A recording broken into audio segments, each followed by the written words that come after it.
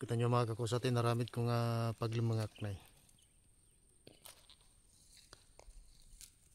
dakto ya sa dagtiban bantay mga kakusa. Dakiti abay ti may isang alagun. Damdama mga kakusa, sumangput na ganyan wild duck. Iso tirinantak dito mga kakusa. So nga inuna kisuda. Tamok nga sumangput na madamdama. Mga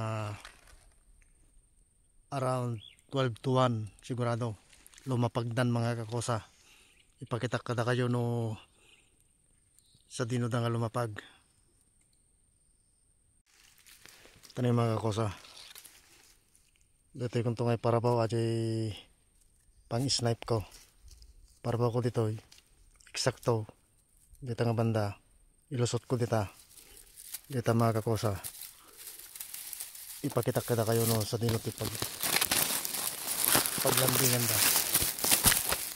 Yan mga kakosa, dito da nga landing damdama. Nalabat ito yung mga kakosa. Yan dyan mga kakosa, dyan yung gaputa duda mga kakosa. Adalat tati umay dito yung area.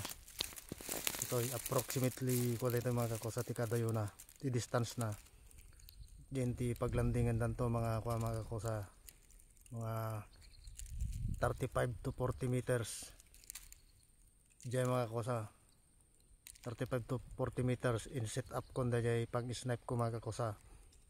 In zero iti 35 to 40 meters tapno sigurado nga headshot.